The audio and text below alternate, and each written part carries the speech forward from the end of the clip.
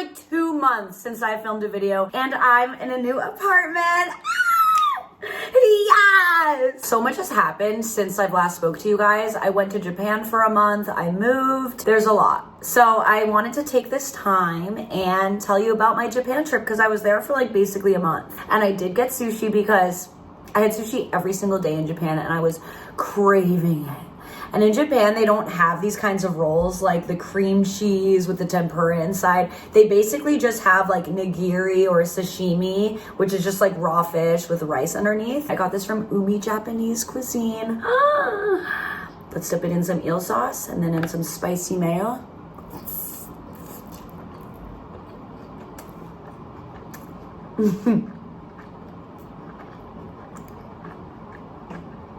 This roll is amazing.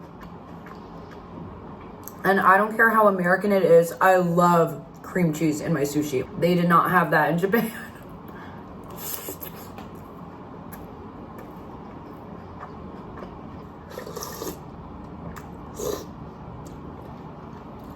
The miso soup is so different in Japan. They don't really have these little tofu squares. Their miso soup is packed with like clams, salmon.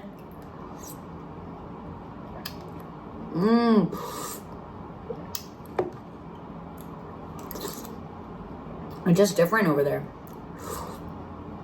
And I guess they created it, so that's probably the right way to do it.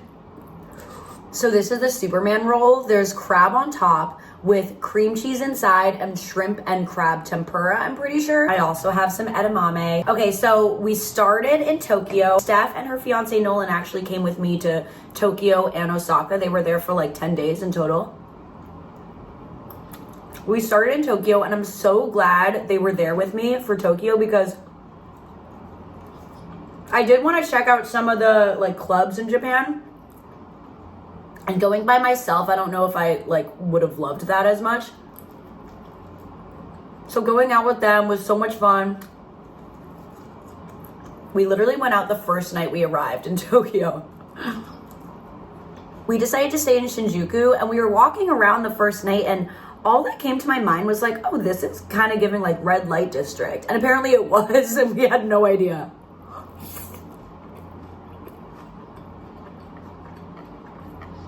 We loved staying in Shinjuku, honestly.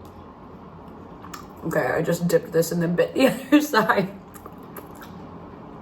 See, this is delicious, but the sashimi literally melted in your mouth in Japan. So when we were in Tokyo, we went to a sumo show and oh my God, that was so much fun. I've never experienced that before. The food there was really good too. And we were so lucky because we decided to take the train there and oh my God, you guys, like at first, the train system is so confusing. When me, Steph, and Nolan were first trying to figure out the trains, we just like kept getting on the wrong train. On our way to the sumo wrestling show, we realized we were on the wrong train and we just made it. Luckily, they were running a little behind, but we just got so lucky. And afterwards, we were talking to these people and they were telling us about this amazing ramen place called Ichiran. So Steph and I went there the next day and such good ramen, but you guys, if you've seen her video, you'll know. If you're ever backed up, go to Tokyo and go to Ichiran. Like, but it's open 24 hours. Like, how iconic, a 24-hour ramen shop. And that night we went to a club. We actually went to 2 clubs when we were in Tokyo. We went to this place called Zero and then this place called Ada. Clubbing there is so much fun and not like the US. Like, Steph actually got us a table for one of the clubs and the workers like party with you the entire night. It's iconic. In the US, you know, they'll give you your bottle, stuff like that. They'll be like, yes, but these people literally partied with us the entire night. They were taking shots with us. I will say this about Japan, like, I felt so safe. I would even be walking in Shinjuku at night at like 3 a.m. No creepy people would come up to me. The only creepy people were like tourists, honestly. But Japanese people really just keep to themselves. Like, they're very respectful. They're very respectful, very kind. Like, whenever we would have questions about directions and stuff, they would like be so willing to help, get out their phone, start Google translating for us. So after Tokyo, we went to Osaka, and Osaka was so much fun. It was really cool seeing the different cities because it's definitely like a different vibe from Tokyo. Smaller, obviously, but I would say like more food heavy. This is fresh tuna, by the way. I made a reservation at like this omakase place, and it was so good. We actually were staying at this hotel, and the social media guy came up to Steph and I and like recognized us. He told me that like his friend has an omakase restaurant, and they invited me to go. And it was just me and the sushi chef, which was so cool. Like, he did speak English, so we spoke, and I like watched him make my sushi, like eating there like a fat ass as he like handed me sushi. That definitely, I think, was my favorite meal in all of Japan. I also think that was my first omakase experience, which is so cool that it was in Japan with such a good sushi chef. Okay, this is Inari sushi, which I had this in Japan. That's why I decided to get it today. It looks a lot different in Japan. In Japan, it's kind of like a triangle with rice inside. This is kind of, looks like a crepe, but I don't think it's like what I thought it was. Maybe I didn't get the right one. I mean, I don't know. In Japan, it tasted way different. I don't know if I like America's version of that. I don't know. I thought it was supposed to be a triangle, no? Okay, anyway. I did try those octopus balls, and you guys, I actually really didn't like them. What are they called? Takoyaki. Yeah. They look delicious. Like, when the guy's making it, it looks so good, but then, I don't know, I just didn't like it. That's why I didn't really post about it, because I just wasn't a fan. Also, I'm literally so dumb because one day in Osaka, I spent the entire day going to a Western Union because I thought I had lost my debit card. Little did I know it was in my jean pocket. Wasted a whole day in Osaka, but honestly, it was kind of a fun adventure. So after Osaka, Steph and Nolan left, and then I went off to Kyoto, and Kyoto was like, Tokyo's my favorite city in Japan, but Kyoto was a close second. They're obviously very different. Like, aesthetically, Kyoto, prettiest city. I love temples, and I love going into temples and stuff, and Kyoto has tons of them. There's so much to do there. So many sights to see. So I just spent my time in Kyoto really going to a lot of the temples, and I went to this adorable little cafe that you get your own room when you go in. Like, it's so cute. And they give you a little coffee and a little cake. I'm obsessed. I want to go back. And since I was by myself, I decided to stay in a hostel because I was like, oh, I'm totally gonna try to make more friends now. Hostels in Japan are a lot different than hostels in Europe. Like, there are social ones, but the one I booked was like one of those antisocial pod hostels. But honestly, my little pod was pretty comfy and cozy, so I did enjoy myself. I did wish I stayed in Kyoto for longer though, because I only stayed there 2 full days. The food there was amazing, like the views. I just wish I stayed there for longer. If you go to Kyoto, stay there like 3 days. And then after Kyoto, I went to Hiroshima, which was such a beautiful city. Like, I can't even express how much I loved it. When I told a lot of people that I was going there, they're like, oh my God, isn't it so sad? Honestly, like, no. I mean, what happened there obviously is very sad, but the people don't like live their lives thinking about what happened there all the time. You know what I mean? The city really rebuilt itself, and it's like beautiful.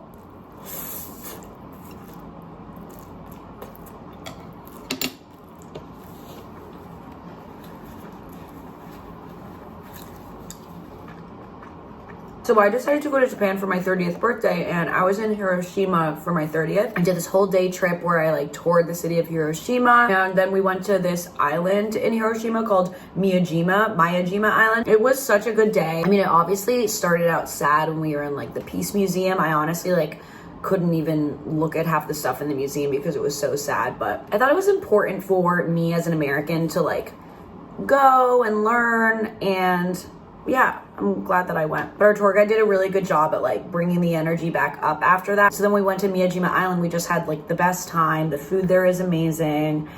There's temples. There's a lot to do there. Like I kind of regret not doing like a full trip to Miyajima Island, but honestly, it was such a fun birthday.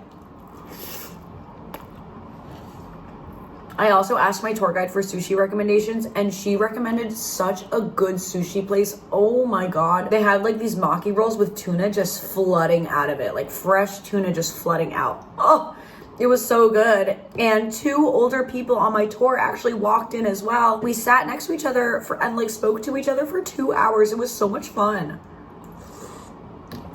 I got to learn about their lives. They're really interesting. They're like in their 60s or 70s, and they just travel everywhere together. They've been to every single continent, almost every country. They said they couldn't have kids, and they just decided to take advantage of that and travel everywhere.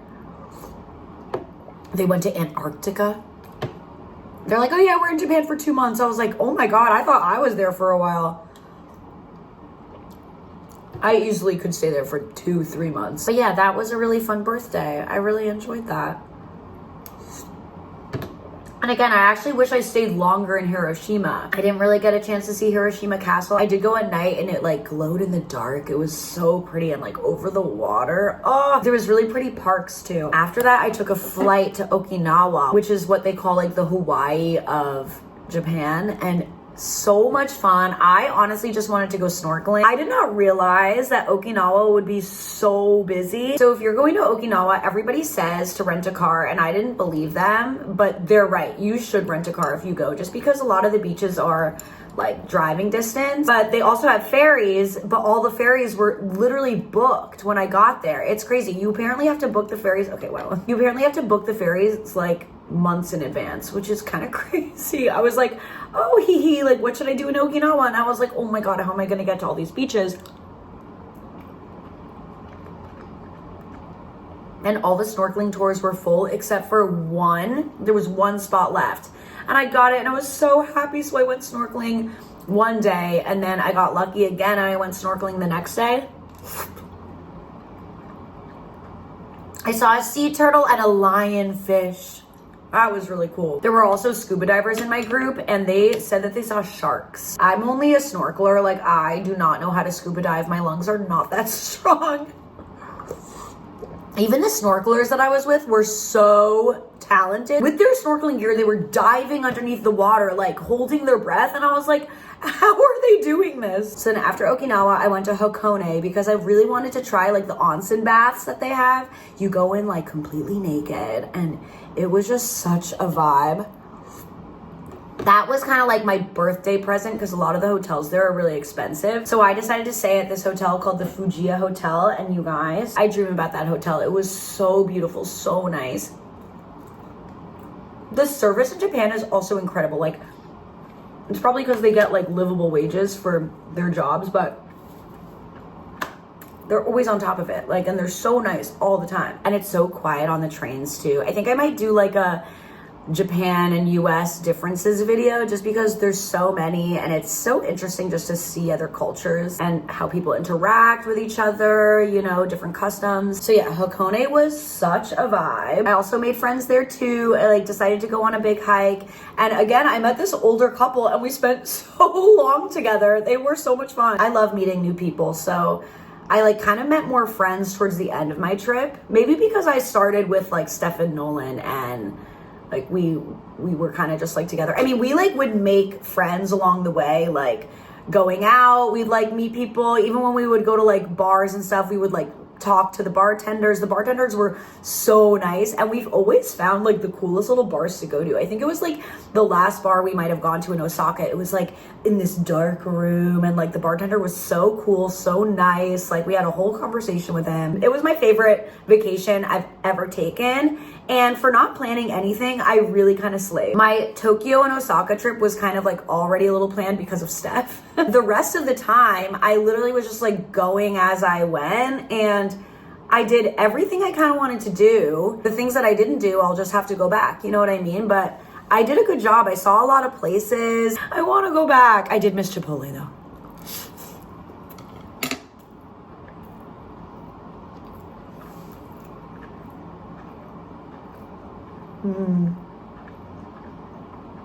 These rolls are huge. I also got a camera my first day in Japan. I was going to use it for this video, but I need to like work out the settings. We went to this place called Bic Camera because Steph was like thinking about buying a camera, and I was like, you know what? I need an actual camera. So we were looking for cameras. We literally spent like 3 hours in that place. There was just, it's like basically a huge department store with every single thing you could imagine. Like I bought a mini massager there. I was like, oh, this feels so good. Steph ended up getting one and Nolan ended up getting one. You just want to buy everything that you see in Japan. And the currency is so funny because it'll be like 70,000 yen and you're like, yes, let's do it. Meanwhile, like it's probably like $300, $400, $500. But I was looking at this one camera and they were all out of this specific camera that we wanted. This one guy was so convincing. He's like, oh, this camera is amazing, but it's all in Japanese. And the camera was so good. I literally was contemplating buying it even though it's all in Japanese. I was like, whatever, I could just translate it, but if I'm already finding it hard to use my camera in English, it would have been even worse to use one in a language I don't speak fluently. But yeah, that store was really cool. We just had so much fun. Like it felt like an acid trip. Obviously there's pros and cons of every place, right? But I really love Japan.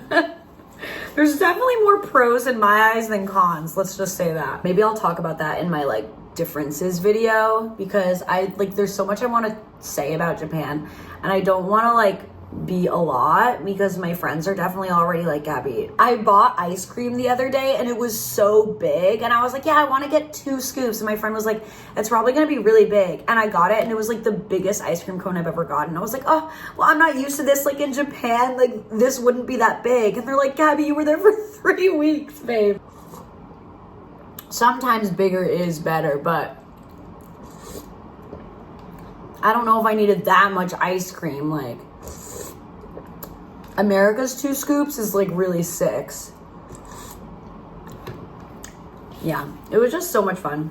And you guys have to go. So then after Hakone, I went back to Tokyo I was only going to go back to Tokyo for literally a night, but I loved it so much that I decided to go back like 3 days earlier. And I actually met up with another foodie that I have been friends with for a long time now. We've never actually met in person, but her name is Natalie Ludwig. And we literally spent like 24 hours together. We had so much fun. She like made all these reservations for us. Like we went to this udon place. It was udon shin.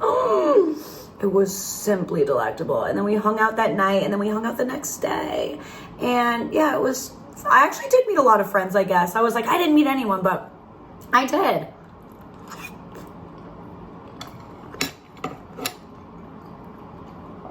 Wow, I devoured this. But for those who are like, how do you travel alone? It's actually so nice to travel alone. You can do whatever you want. Whatever you want.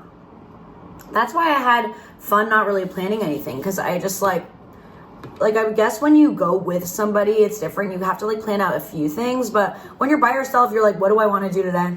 And then you do it, you know? And then you can meet people. You have to try a little harder to meet people in Japan, though, I will say. Like, Japanese people just do like to keep to themselves. Like the friends I made were like all kind of tourists, except for 2 girls that actually live in Japan. So, but yeah, sorry, I feel like I've been yapping for literally forever. This is my last piece of sushi. And I hope you guys like my new background. Honestly, this background is making my new apartment look really nice. Like it looks a lot messier than it does here. So if you guys have any questions for me, put them down in the comments and I'll just like, maybe I'll do a video answering everything, or maybe I'll just do a Q&A in general.